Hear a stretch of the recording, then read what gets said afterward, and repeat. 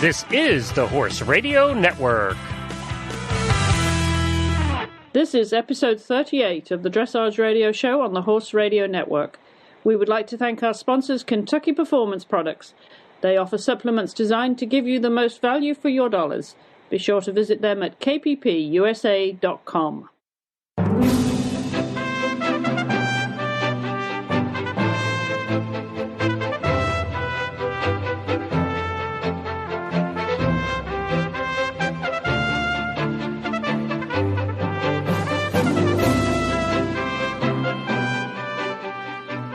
This is Chris Stafford in Lexington, Kentucky. And I'm Debbie McDonald in Thousand Oaks, California, and you're listening to the Dressage Radio Show. Hi, Debbie. How are you this week? I'm great. And you? I'm good, Debbie. Yeah, I had a good weekend. I attended the Mid-South Eventing and Dressage Association's annual meeting, and Heather Blitz was up here. You know, Heather's one of our co-hosts, and of course, the runner-up to the quiz that you so easily won. Heather was up here to give a seminar at the MSCDA, so it was nice to spend time with her. And we had a few people coming up to us mentioning the show. They either listened to the Dressage Radio Show or the Eventing Radio Show. So I want to give a shout out to them and thank them for doing that, for coming up and saying hello. It's always nice to meet our listeners. So I want to give a shout out to Sarah and to Kelly, to name just a few. And John, and a few people that came up and introduced themselves. So thanks for that. It's always nice to actually meet the people we're talking to, Debbie. Yeah, it is. It's always nice to be able to put a face with listeners, that's for sure. I know, like everywhere I go, I seem to be hearing a few more people saying that they love the show. So it's really fun to be a part of it. That's wonderful. Well, great. Well, welcome to all of you, and just to spread the word, because we're getting carried on more and more websites around the world, literally, and we're going to take a break in just a moment to hear from Glenn, who has an announcement to make about a new website, who has become an affiliate partner of the Dressage Radio Show. So let's hear from Glenn. Well, I have Paul Smith with me, who is president of MCC Magazines, who is also the owner of HorseCity.com. And Paul, I'd like to welcome you to all the shows here on the Horse Radio Network. Thank you, Glenn. We're glad to be a part of it. We're very excited. Well, we're excited to have you. You've recently become an affiliate of really all the shows that we do. You're carrying them now all on HorseCity.com. You have a link right there on your homepage, and we really appreciate the support that you've given us here. And we've been talking about this for a couple of months, and it's fun to see it come to fruition. Yeah, we're excited about it too, Glenn. You're right. It took us a bit to get it all coordinated, but Horse City is one of the largest equine websites that people can visit, and there's a lot to it in getting it created. But we're carrying all the shows, and it's just a great fit between what your vision is with Horse Radio Network and what we do with HorseCity.com, being all breed, all discipline, and focus, and keeping our mantra of keeping the horse world connected. It's just a perfect fit. Yeah, that's one of the things I really like about Horse City is, as you know, our mission statement was uniting the horse world one show at a time. So our mission statements really do coincide and really are along the same lines. And I just love what you're doing over there. Your staff has been great to work with, by the way. Now, explain to people, Horse City is just one of many things that are part of the MCC, all the magazines that you do and everything. Tell us a little bit about how Horse City came to be and what are all the other things that you're involved in? Well, Horse City came to be through the vision of a gentleman by the name of Ryan Dorn, who actually started the business and was purchased by MCC Magazines, I want to say, 10 or 11 years ago. From there, that purchase allowed for, capital infusion and growth for the website to happen. And it's become one of the largest equine websites in the world today. As part of that MCC Magazine group, we have a strong equine base. We have Western Horseman Magazine, which in 2011 will be celebrating its 75th anniversary. It's highly highly regarded Western magazine. I didn't realize it was that old. We have a regional magazine up in the Northeast called Horseman's Yankee Peddler, which is an all-breed, all-discipline magazine. Boy, and if you live in the Northeast, Paul, that's the magazine. That's it. I mean, it is. That's the Bible of the Northeast. It is. And it is celebrating this year, 2010, is its 50th anniversary. Wow. So we have 2 birthdays coming up with some of our products that are just, highly regarded. We also have Quarter Horse News, which is based in Fort Worth, Texas. And we have Barrel Horse News, which is really coming on strong. That barrel horse sport is just a growing, huge sport. And it's very exciting. So, and then, of course, we have HorseCity.com, which is obviously isn't a print magazine, although we do have some digital magazines within the website that we send out. So we have a strong commitment to the equine community and to the horses themselves, and helping to educate and communicate within the sport, and we do it through all of these different avenues. Well, one of the things that I think is neat too is you guys really have embraced new media and are leading the way with new media now, and I think that's fantastic. It sets you apart from some of the other media publications that are really lagging behind in that. Yeah, we have we do not only print, we do radio now through Horse Radio Network that we carry on the website, and I know some of the other magazines, Horseman's Yankee Peddler will be carrying you soon on their website, and and some of the others. So, but we also do, we have social networking on our sites that we use. Well, you do video, in fact, Horse City video. We have a TV show that we air on Dish and Direct networks on In-Country TV, and the TV show is going into its I want to say 10th season. Wow. It's the viewers and the folks have been wonderful, but so we try to reach or try to have something for our users. I can't just call them viewers or listeners, but our users in virtually every media. Our TV shows are available for iPod download. Obviously, your radio shows. Our websites are configured so that they work with mobile devices, such as, I can visit HorseCity.com on my BlackBerry or on an iPhone, and it works just the same as if I'm on the website. So we're looking at some iPhone apps currently for some of the magazines and for Horse City. So that's pretty exciting. So yeah, a lot of stuff going on. Well, that's great. Well, thank you again for coming on board. We really are excited that we're on HorseCity.com. We hope that we can expose a whole bunch of new. You said listeners. It is hard now because you're multimedia now. So we just call it a community. You really developed a community over there, and it's neat that we can bring our two communities together. And I encourage all of our listeners that haven't been to Horse City, go over. It's real city. It's real easy. HorseCity.com. Check it out. There's a lot of good stuff over there. Well, thank you again, Paul, and we'll talk to you again soon. Great, Glenn. Good talking with you. Take care. Well, a big welcome to HorseCity.com. Great to know that you'll be carrying the shows for us. Obviously, a very popular website with a huge audience themselves, and so hopefully this will add some value to them, and we really appreciate them supporting us and being one of our affiliates. So welcome to the HorseCity.com.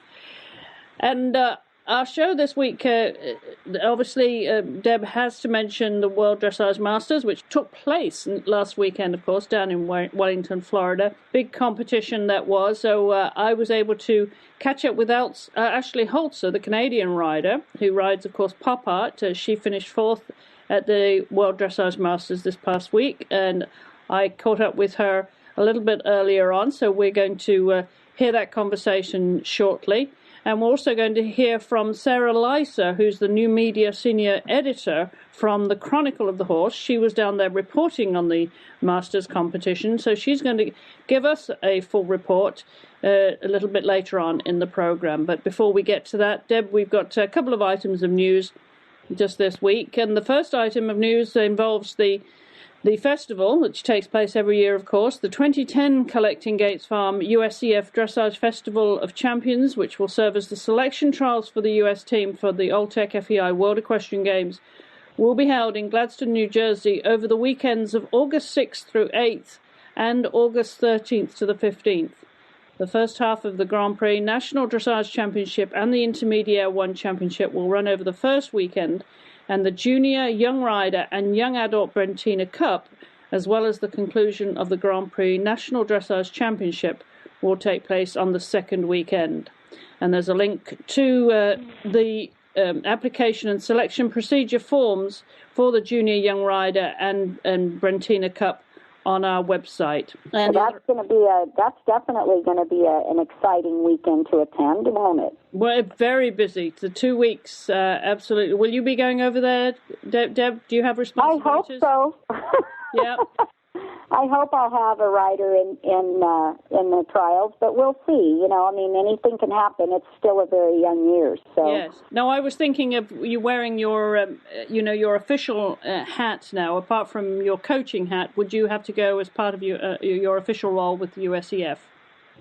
I don't think necessarily that would be, something that I would have to attend. Although I would definitely want to be there for sure, because I think it's very important with the Pan Ams coming up and things like that for the next coming years. I think it's going to be a very helpful show to see the younger horses coming up, like the I-1, Pre-St. George I-1 horses. Yes, absolutely. Good. Well, as you say, hopefully you'll be there in your official role as coach anyway, with Adrian Lyle. Yes, I hope so. I hope so. Fingers crossed. Well, and just the other small item of news from the USEF this week is that their test writing subcommittee is in the process of revising all USEF dressage tests from training up to fourth levels for 2011, which will take effect December 1st, 2010. The subcommittee anticipates presentation of final test drafts for approval during the USEF Dressage Committee's June meeting, so that the new test material should be available by late summer. And there will be a link on our website for all that test information.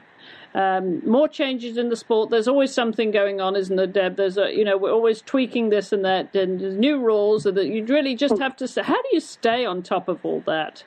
Well, it's not easy. You definitely have to, keep checking into the websites and make sure that nothing's changed. And as far as the tests go, it just seems like we really get to, know one, and then they move again. So it keeps us all on our toes, put it that way. It certainly does. And, of course, the rider is responsible for making sure they keep fully abreast of all the rules. But you don't get a notice to say that the rule has changed. It really is up to you to go, as you say, to do your own research, isn't it? To go to a website. Most of the time, though, most of the riders that definitely are members of USEF and USDF, when there is a change, a lot of times there comes something over the internet that, draws your attention that something has changed. So for most part, both organizations are usually right on top of it, and they pretty much keep us well informed. They keep you informed, and of course the media play their part in letting you all know that there are absolutely changes. All right, well, we're going to be listening to a good friend of mine from the media, from the Chronicle, in a few minutes, who's going to give us a report on the World Dressage Masters that took place this past weekend. But before we hear from Sarah, we're going to take a short break for a commercial, so don't go away. We'll be back in just a second. Hi, Glenn the Geek here, founder of the Horse Radio Network. We've been getting a lot of emails lately about the quality programming we have on the Horse Radio Network with all the different shows that we do. Many people are asking us what they can do to help the Horse Radio Network grow and expand the range of programming even further. There are 3 ways you can help. The first is to keep listening every week and to subscribe through iTunes or Zune. The second is to support our sponsors and write them emails and tell them thanks for supporting the shows. And the newest way you can help is through Amazon. The next time you need to get something or anything, really, through Amazon, just stop by the website at dressageradio.com and click on the Amazon banner in the middle of the page. Amazon gives us a percentage back for anything you buy, and it doesn't cost you anything extra. All it costs is a couple of clicks to come on to our website first and click on the banner before you buy anything at Amazon. It's that simple. You were going to buy it anyway, and coming to the dressageradio.com website first helps you support the Horse Radio Network. We thank you for listening and supporting us here at the Horse Radio Network.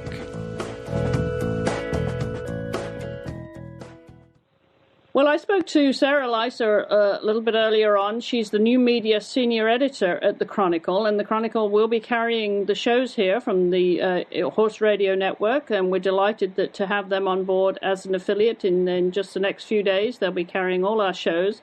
So it was nice to catch up with Sarah, who was down in Florida to cover the World Dressage Masters, and so we're going to take a few minutes now to hear her report on what took place down there in Florida at this very important competition.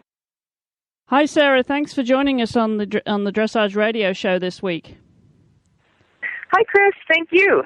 It's great to have you on the show, because I know the Chronicle has expressed an interest in carrying the shows on the website too, so we're looking forward to that. Yeah, that should start quite soon. Terrific.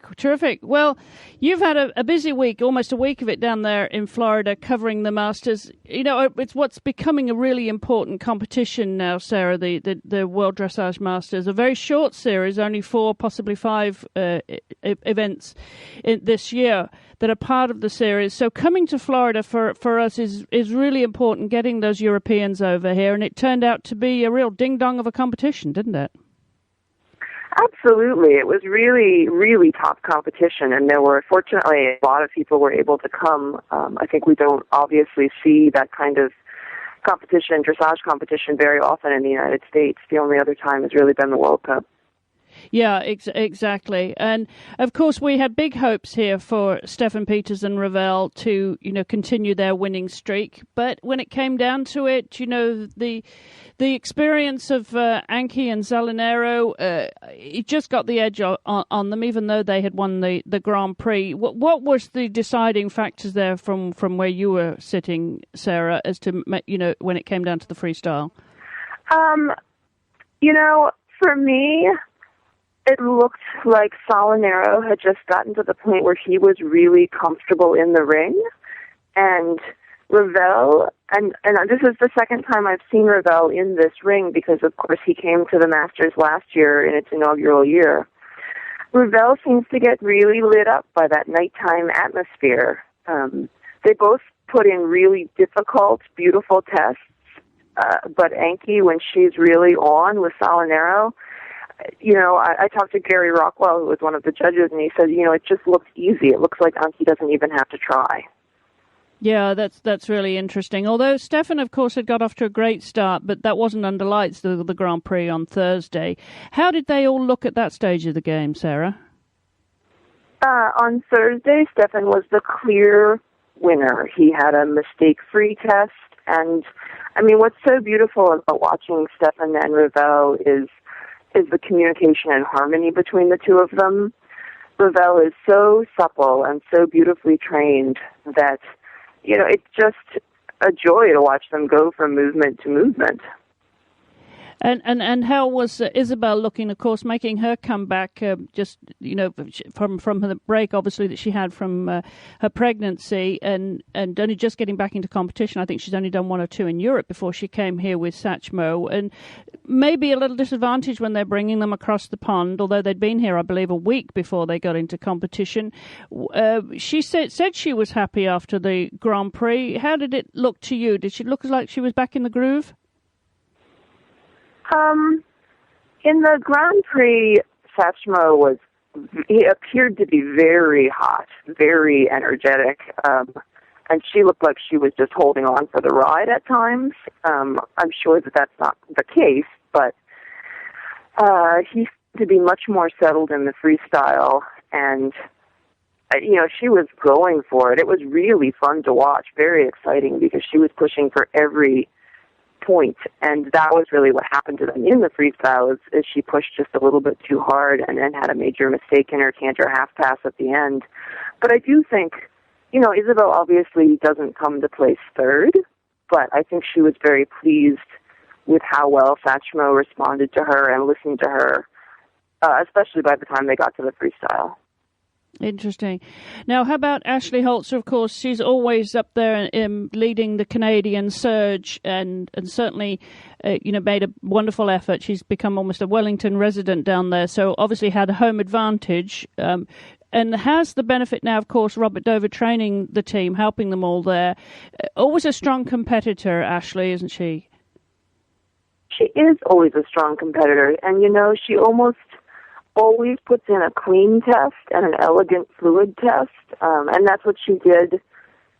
Basically, that's what she did for her 2 tests. She had a couple of very tiny, uncharacteristic bobbles in the Piaffe with Poppy, but in general, he's a happy horse, and you can tell that every time he comes into the ring. So what was your impression from the rest of the American contingent in the Grand Prix and the freestyle? We're coming to the special in a minute because we want to talk about Leslie Morse's win, of course. But what was your impression of the other American riders at this level, Sarah? In the freestyle, I believe the only other U.S. rider was Tina Kanyat with Collecto. Uh-huh. And I thought they put in a really impressive test. I didn't watch the horse go at Dressage at Devon where he won, but I heard from many people that he'd improved a lot from then. He's not maybe a classically built dressage horse, and he has a pretty interesting backstory, but it was really a fun freestyle to some fun music, and he looked great. I thought they were a very strong combination. How about in the Grand Prix? What did you think to the rest of our riders in the Grand Prix? So in the Grand Prix, besides the people we talked about, we had Leslie Morse and Pierre St. Jacques and Liz Austin with Olivier. Mm-hmm. Is that everybody? And people were getting the rust out. Pierre St. Jacques had a strong Grand Prix when he rides a clean test on Lucky Tiger. Mm-hmm. They can score very well, and they did in the Grand Prix. Liz Austin, obviously an incredibly exciting up-and-coming talent. Olivier, who she calls Fizzy, is a really special horse, and she absolutely understands that. So they're just trying to make their way in the Grand Prix as to a horse and a rider who've never done this before. So really, really exciting to see her in international competition. And Leslie Morse, Tip Top has some really strong things that he does well. His elasticity and suppleness are superb, but they looked a little rusty, and Leslie would say that too. She hasn't been showing in the past 7 months. And how about Pierre Saint-Jacques with Lucky Tiger? I mean, they got to 64 in the special. Did you watch them go in the Grand Prix as well? Yeah, and the difference, I think, honestly, the Grand Prix looked a little safe to me. Pierre Saint-Jacques maybe a little safe, and he tried to push it just a bit in the special, and Tiger broke in the extended trot into canter, and then quite got, it was little things like that brought his score down in the special. Actually, thought he was trying to have a much better score in the special the way he began. And Michael Barrison, of course, with Olympus, he finished 5th in the special. What were your thoughts on his ride? Michael, Olympus is a relatively new ride for him. I'm not sure how long that horse has been going at the Grand Prix level, and it just doesn't look as confirmed as some of the others. He has such a wonderful partner in Neruda, but he didn't ride Neruda here. So Olympus maybe will, he just didn't look as confirmed as really what it looked like. Were the scores, did they really reflect the level of competition? There was just 8 competitors, of course, in the special, Sarah, and nobody got higher than 65. Leslie's was 65.71, I believe. That, and everyone else 65, 64. That, that nobody gets into the 70s for. Was that indicative of where they all were at that point in the competition? Do you think that was a fair reflection? I do think that was a fair reflection. There were a lot of mistakes in the special. Leslie was on track for a much higher score, but she had an error in her walk. She started going towards E instead of S. And then she had several errors. He switched off leads in the extended canter, and then they had a mistake in the one-tempies between the pirouettes. Leslie knows how to really get the points out of the movements well. She'd had a free test. She absolutely went in the 70s. Overall, do you think the special really, those scores in the special were truly reflected the level of competition for that test? And in the freestyle, then, that we only got 2 in the 80s. Do you think that was fair? I haven't been in Europe to watch these scores. I've seen Totalists get his 90 on video with Edward Gall, but I have not been there to see it in person. An 84, which is what Anki scored, is no score to sneeze at. I think Isabel will be back up in the 80s with a little more time. Satchmo looked like he just needed to build a little bit of strength. I'm thrilled that Stefan's scoring in the 80s with Ravel. That's very exciting for the United States. But, you hardly ever see a competition unless it was the European games, the European Championships, where many horses are scoring that high. Yeah, well, it's certainly, I think we've raised the bar now, and there's a lot of expectation on those, like Ravel and Salinero and of course, Parseval and Tortilla. So we're really setting the scene here for an exciting year of competition, Sarah. Looking forward to the World Equestrian Games later in the year. How do you think this is going to shake up for the World Cup? Because that's, of course, the next big international competition to sort these top riders out. Yeah, and Stefan has said that he's not going with Ravel, and Leslie Morse said she's not going with Tip Top, and Ashley Holzer has said she's not going with Pop Art. So I don't think the North American contingent's going to be much of a factor there. I think it's probably going to be the Totalist show with Edvard, and obviously it'll be a very exciting competition to watch with all of the top European names. Anki and Isabel did indicate that they were going. Great. Well, we'll look forward to that, and we look forward to this continued WDM series, which is really, shaping up to be a landmark series in the sport now, and with the prospects of another one coming up in South America later this year. Yeah. So yeah, this is just what the sport needs, isn't it, Sarah? To get these top riders from Europe coming over here to compete for top dollars. What the sport needs, and the Europeans had a fabulous time. Both Isabel, Anthony Keys, who is part of the X-Grief group and helps sponsor the shows, and they had nothing but wonderful things to say about Florida and about the facility in Wellington, the Palm Beach International Equestrian Center. They had a great time. Anki joked about it. She said, "I wish there were 2 competitions so that I could stay longer."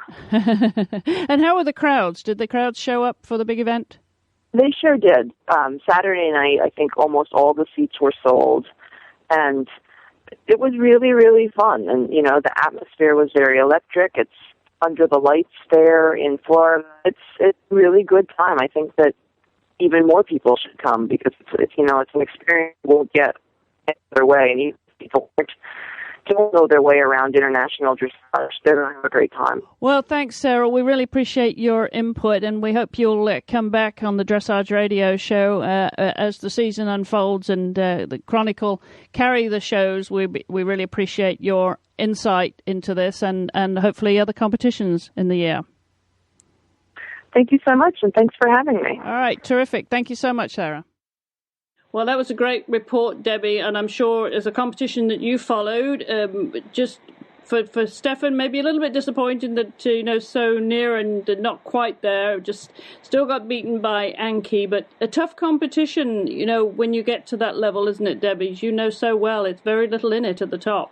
Oh, it's very, very. It's like I said, it was an exciting weekend for everybody to, either watch the results happening over the internet or to be there in person. And so much rides on day to day. What your horse feels like that day, and no one knows that more than myself.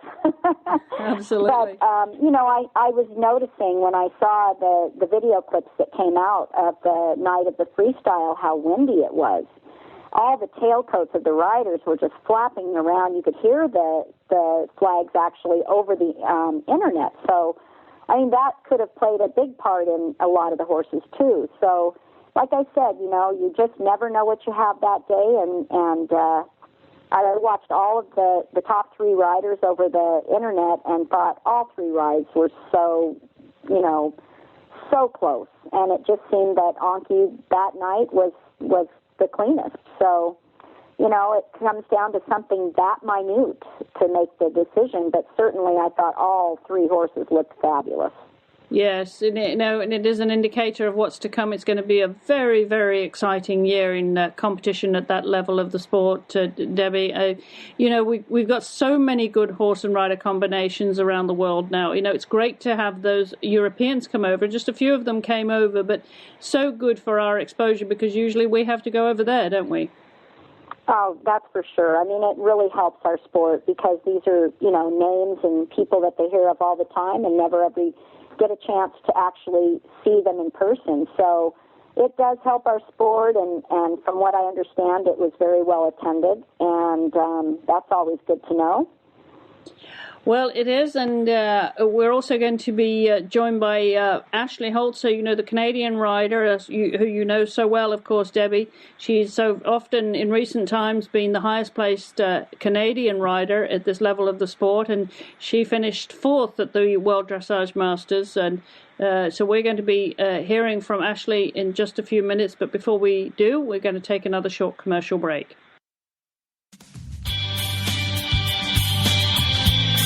Oversupplementation can be a problem, and not every horse needs a supplement, but when they do, you can count on Kentucky Performance Products to provide scientifically formulated, research-proven products that target specific challenges facing your dressage horses.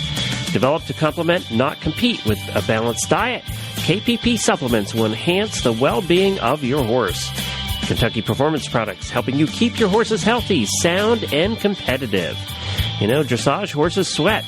As they sweat, horses lose water and vital electrolytes. Summer Games Plus Electrolyte Paste mimics the composition of equine sweat, supplying your horse with the exact amounts of electrolytes he needs. But what makes Summer Games Plus really unique is that it also contains Nalox antacid. Nalox protects your horse's stomach from the negative effects of stress. This extra protection is especially important for horses exposed to stressful situations such as competition, transportation, and unfamiliar stabling. Summer Games Plus is packaged in an easy-to-use syringe, making administration fast and accurate, especially at shows. So when your horse is on the go, keep him at the top of his game with dual-action Summer Games Plus Electrolyte Paste. Brought to you by Kentucky Performance Products, helping you keep your horses healthy, sound, and competitive. Visit them at kppusa.com. That's kppusa.com.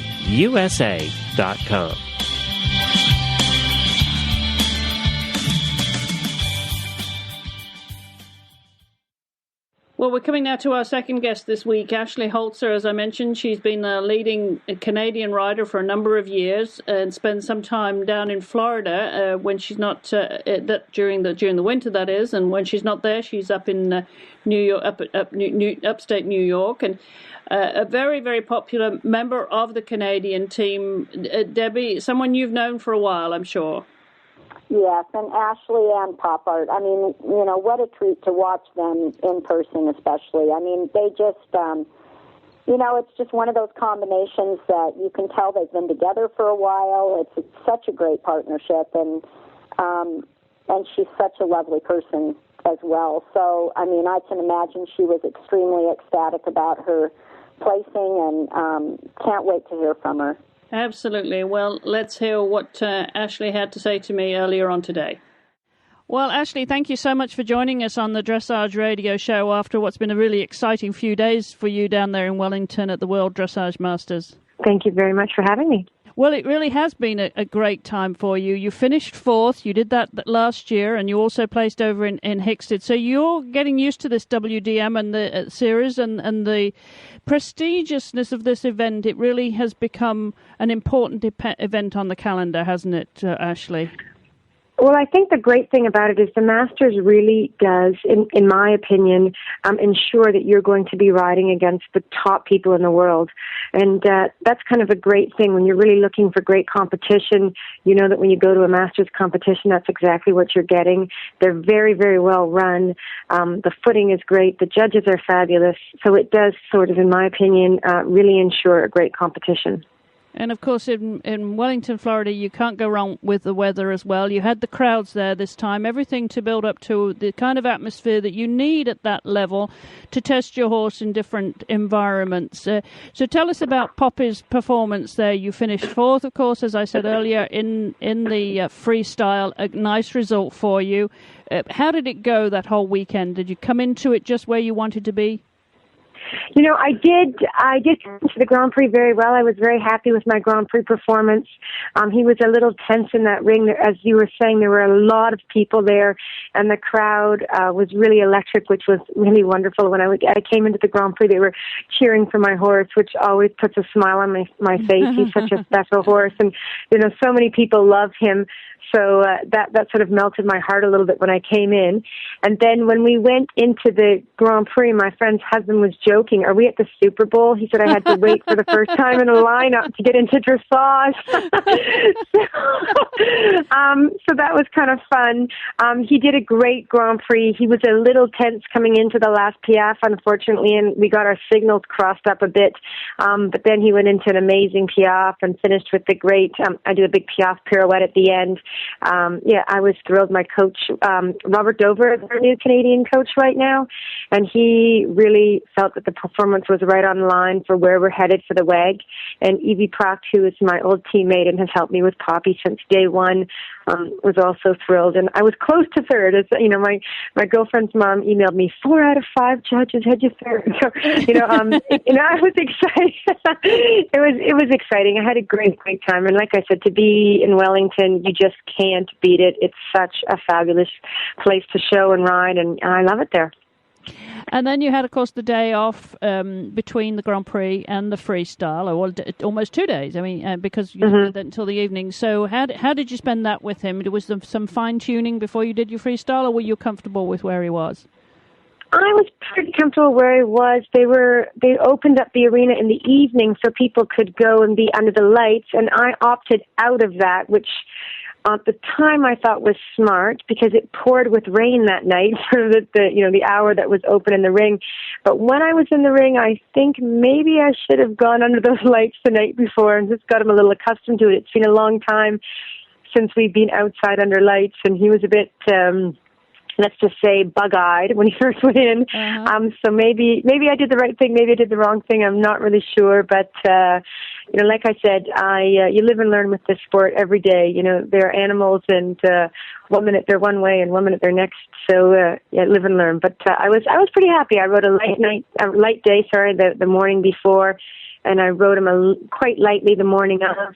And he seemed very relaxed, but that really didn't play out as well as I thought when I took him at night down to the main ring. And he was, like I said, I think at one moment I was happy I had my helmet on. It was a little wild. As my coach was saying, lean back. He's a little bit fresh, but listen, it's fun that they're horses and they love to go out and do their job, and they're fresh and they feel good. So, that's something to be said about our sport, that we have horses that love doing what they do.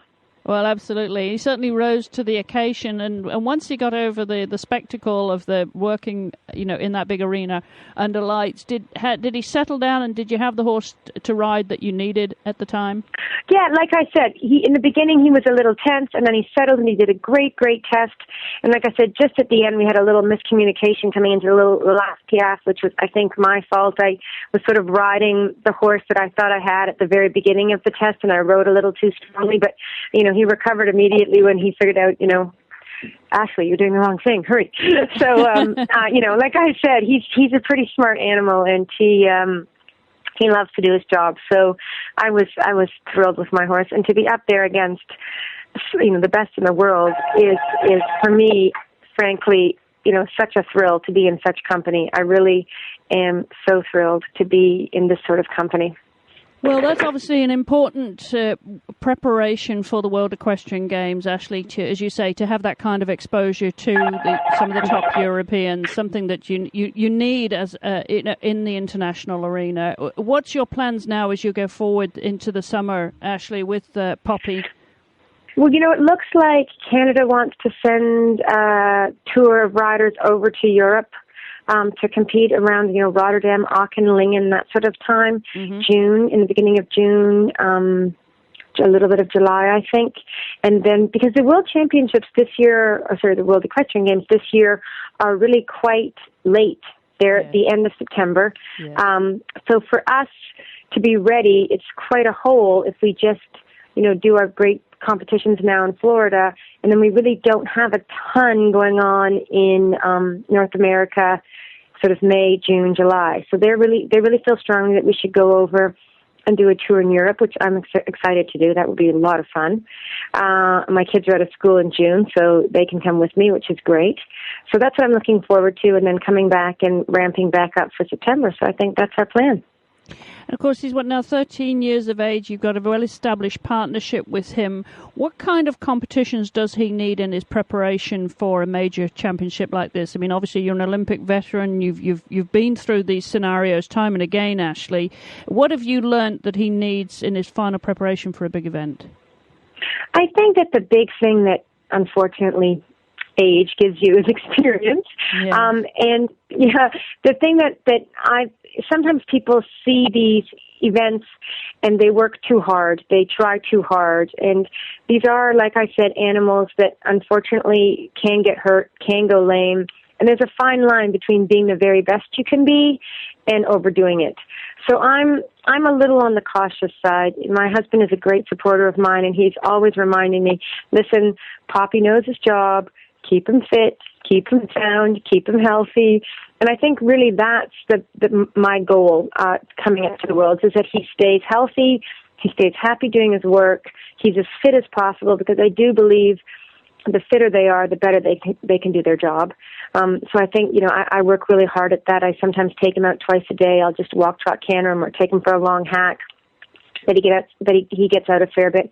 He also goes out in the paddock every day and loves to run around. It was funny, he was in the paddock yesterday after the Masters, and he was galloping around the paddock, and he wouldn't let anyone catch him. And normally he loves to be caught and brought back in. He was galloping around, and I was sort of singing "Born Free." He was like running and looking beautiful. So I do think that's very important, that they're strong and they go out and have a good time as well, because it's to balance this very hard work is tricky. I think it's easy to sour a horse. I think it's easy to maybe get them a little, overdone and overworked. So I'm very cautious of that. So I'd like to go and do a few shows, because I think it is important to keep yourself mentally in the right spot for competition. I think if this first show in Florida that we had, I hadn't competed since November, and I was a little rusty, I have to say. In Europe, they're lucky. They can compete almost every weekend on different horses and keep themselves really alert. So I think it's just really important that I keep myself alert, and that I remember, what I have to do and how I have to do it, and focus on my goal of keeping my horse happy and healthy. Well, interesting, that is an important balance, but when you're trying to keep a horse at this level fit for big events, and knowing him as well as you do, Ashley, do you give him a break at all? Would he have a little bit of a letdown, or sort of be out of hard work for a little while? I don't really totally let him down. Okay. I do make sure that he is out and working every day. I certainly do not train the hard movements all the time. And after, Florida, he certainly will go back out and do less work. I unfortunately have to go and have surgery on my hand. So after the next CDI, I think I have to do it. And so that means, he'll get walked, trotted, and cantered and what have you, but he will not, get worked as hard as he normally does with all the tough movements. But I'm careful that I change my work a lot. Like I said, I take him out, I hack him, I do lots of hill work. I do stuff that makes him work, yet not necessarily feel like he's working that hard. And I do believe that that's important to balance that for your horse. You keep him active, but ease off the pedal a little bit. Exactly. Yeah. Exactly.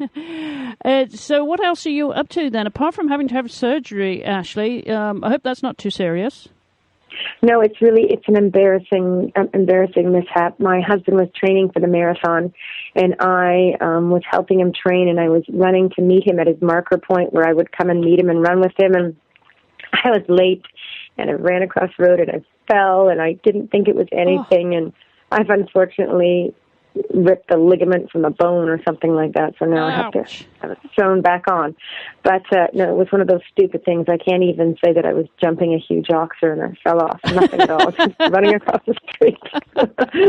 Nothing so quite glamorous. Embarrassing. Huh? No, it's very embarrassing. Especially when they were all like, "Ma'am, are you okay, ma'am? Ma'am."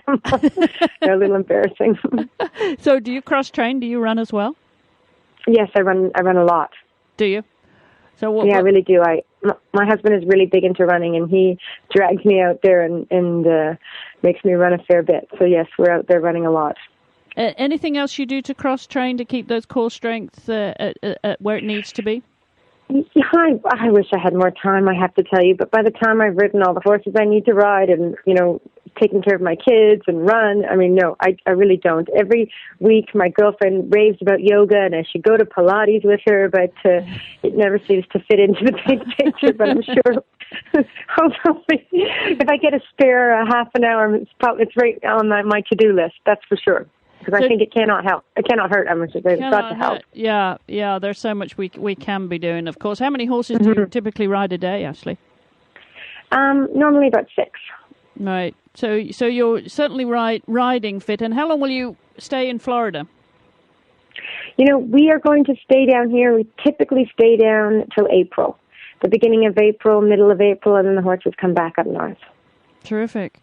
Well, obviously, you've got a very busy and important year ahead of you. And, we want to congratulate you again on that wonderful success at the World Dressage Masters down there, 4th place, and a lot to look forward to this year. So I hope you'll come back on the show, Ashley, and give us reports as the year unfolds. And we'll certainly see you here in Lexington in the fall.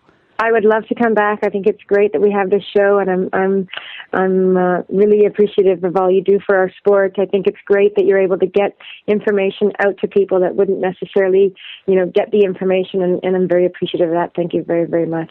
Well, thank you, Ashley, for your time, and good luck, and we look forward to having you back on the show. Take care. Thank you. Bye-bye. Well, you talked about great partnerships, Debbie, and that certainly is one very well established, well confirmed at that level, and only looking forward to great things. As she mentioned, she's going to hope to head over to Europe for a few European shows as part of her preparation for the World Equestrian Games. So, a busy year for her, and she has a family to attend to, as she said. So a very full year, and we're going to have her back on the show later in the year, and I think it'll be very, very a lot of fun. In fact, I think we have to invite her on to be a co-host, maybe after the World Equestrian Games, Debbie. So that would be fun. I think that would be great. And always wishing her great success. She's a great competitor for sure. A great lady. Well, I certainly enjoyed that conversation. Now, talking about great partnerships, Debbie, I had this idea that we should have a new series on the show and invite our listeners to write in with suggestions of their choice of great partnerships from over the years, horse and rider partnerships that have to be retired. But there are partnerships that they particularly would like to hear more about, and so we will be contacting the rider. If you come forward with your suggestions, just send me an email at chris@horseradionetwork.com, and I will endeavour to pursue the riders and have them on the show to talk about those great partnerships. Because when you think about all those horses that are retired within our memory, Debbie, and you or I are of the similar vintage, shall we say, without giving too much away. That there have been just so many wonderful partnerships around the world, and that have left such an imprint in our memory. When you can see them in a particular competition, and you can just see the way they, you have that vision in your mind's eye, don't you, of particularly strong. Absolutely. I mean, there's several that come to my mind, but I mean, it'll be very interesting, very fun to see what comes of this. Yes, yeah, and who gets suggested. So As I said, write to me, chris@horseradionetwork.com with your ideas. Well, we're coming to our tip of the week, Debbie, and something that you've been giving some thought to, and we're going to call, which side does your horse favor?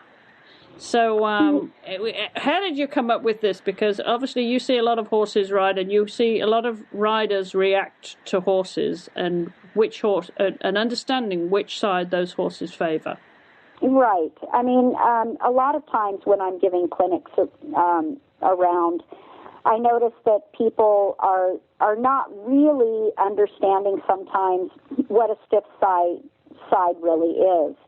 And the stiff side is the side that's actually the side that in a circle has to elongate. So like if you're going in a right circle, for instance, and you find it a little bit more difficult for your horse to go that direction, it doesn't mean that the right side is. It's the left side of the horse's body that needs to be stretched and exercised. Just like we would if we were bending from side to side. One side usually is much harder to bend over that direction, and it's very much the same for the horse. And so like you would be, if you go to the left, that side is actually going to be much easier for that horse, and when you go back again to the right, it's not really the right rein, it's the left side of their body. And that's one thing that people need to recognize in their horses, because there's lots of gymnastics you can do to help with this, just like with our own bodies. Lots of stretching exercises and just making circles. Like if you were in a figure eight, for instance, you'd make 2 circles to the right to keep exercising the left side, and then 1 circle to the left to give the horse a break and let the muscle kind of have a break for a moment. But it's also it can change from day to day, because a horse can actually have sore muscles just like we do. And for instance, that side, you might supple it really well one day, and you'll come out and you'll feel the right side being a little bit stiff. And it's something for a rider to think about when they're riding their horses, to make sure that they do gymnasticize both sides and actually get their horses to feel more supple to both directions, and not thinking that it has much to do with for instance, I see a lot of people working hard on that inside rein, when actually it's not that side of the body at all that's having the difficulty. So it's just something to put in your back of your mind when you're riding your horse, and you think, maybe this could be sore muscles. It could be just the natural side of the horse. They're naturally going to be a little bit stiffer to one side. So just something to think about, and take the time to really gymnasticize your horse and make it become a little bit more symmetrical and supple to both sides. Now, when you're doing those suppling exercises, Debbie, the gymnastics to keep them supple on both sides, would you always do that with them on the bit? No, you can definitely do that in your warm-up. I mean, you can start that right away in your long, low warm-up, and when you cool them down, same thing. I mean, those are exercises that you can do from the beginning that actually start, in a very, it's kind of a better way to start getting into it, and that's great that you brought that up, because you're warming those muscles up anyway, so it's great to start warming them up gently like that on a big 20-meter circle. And then as you get them on the bit, you can make those circles, 15, 10 meters, but in the beginning, the nice big 20-meter circles, and giving them a time for those muscles to get blood flow and oxygen to those muscles. Would you ever use poles on the ground on a circle or part of a circle, obviously, just those 3 or 4 poles on the ground, to encourage a horse to go long and low and supple up the side which he's been favouring, to get to give him a chance to, if you will, lengthen and come through his body in a supple way by focusing on the poles rather right. on what you're trying to achieve, if you see what I mean. It's just a means to an end. Exactly. I never think that poles on the ground in any way are are a bad thing. You know, it also even helps a horse keep its attention. So, you know, and it like you said, it's a great way to have a horse, you know, they want to reach down and look at what they're going to step over. Mm-hmm. So it's a great exercise to help a horse that maybe doesn't like to stretch long and low. Yes. Which we must also say has nothing to do with Rolker. I have to say that because there's a lot of people talking about that. Yes. So that, you know, don't think that you can't still ride your horse in that way because it's a great way to warm up the muscles and the mind. And you don't have to have the horse's chest, chin on his chest. This is a way of extending him, you know, encouraging him to use his shoulders and lengthen in front and as Debbie says, to reach down, to focus on his stride. And, of course, it's very good for their rhythm too, isn't it? And especially with a young horse, Debbie, to use poles, you know, just to get them sort of ambling over a pole and get them into a rhythm so they don't think about it. It just absolutely. And it's just like I said, you know, when I think of long and low, I think of a good way to make somebody get a visual of that is if you visualize your horse in a pasture and grazing, that frame of the horse, yes, when it's stretching down to grab a bite of grass, is very different than stretching to bite its chest. Absolutely. And so that's kind of, you know, you get a visual of what long and low should be. And it should be more of the horse reaching out to grab the grass.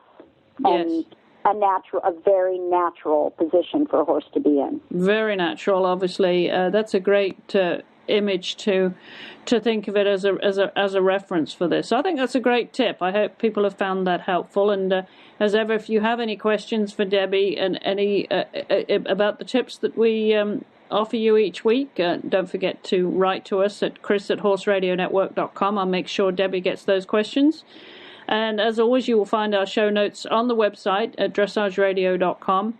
Don't forget to visit our fan pages at Facebook. There's one for the Dressage Radio Show, and I've just started one myself. That's Chris Stafford. You can join me there and get the scoop on what's happening in the Horse Radio Network world on these shows, because we're also about to start the Jumping Radio Show too. So if you have an interest in jumping or know anyone that does, then I'll be starting that up in the next few weeks. You can follow us on Twitter, of course, as always, at Horse Radio and at Chris E. Stafford. Don't forget our official social network here at the Horse Radio Network is Equestrian Life. You can find them at equestrianlife.com. You can leave a voicemail for us here at 270-803-0025. And don't forget to send your comments and questions and suggestions to chris@horseradionetwork.com, along with your choice of ideas for great partnerships for our new series. And we would like to thank our sponsors, as ever, of course, for making this show possible. Well, Deb, that about wraps it up this week. You're obviously got a busy weekend at Thermal. Tell us about that. How many horses you have there this weekend? Well, we're actually just taking the CDI horses. We'll be taking 3 from our my barn directly, but I will be helping several other students there. So it will be a busy weekend for sure, and I'm just praying that we don't have rain.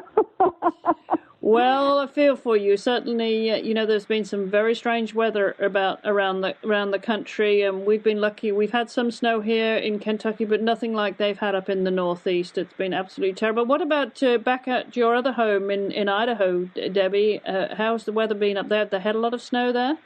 They have had their share of snow. I think it's been actually not an over amount, but I think they're having a good year, which is great for the ski business up there and all the local, you know, businesses that are trying to survive in today's market. So I'm happy for them. I think they've gotten just about the right amount, but not over. Well, certainly good for the local economies. And when you mentioned skiing, I had to remember, of course, that the Vancouver Winter Olympics starts this weekend. So will you be watching any of that? Do you follow any of the winter sports, Debbie? Are you a skier? I do. I love the Olympics period. I love watching all of it. Do you? So, yes, I mean, definitely when I come home in the evening, that will be the first thing that goes on television. Oh, fun. Good. All right. Well, we'll have to compare notes then in a couple of weeks' time when you come on the show. You will come back and join us, won't you? Absolutely. All right. Absolutely. Lovely to have you, Deb. Thank you so much. And that about wraps it up for this week. We'll be back here again at the same time, same place next week. On the same and on any affiliate websites around the world. So you know where to find us. Thanks again for listening. And Deb, thank you so much for joining us. So until next week. We'll see you soon or hear you soon, I hope. And have a great ride and stay safe.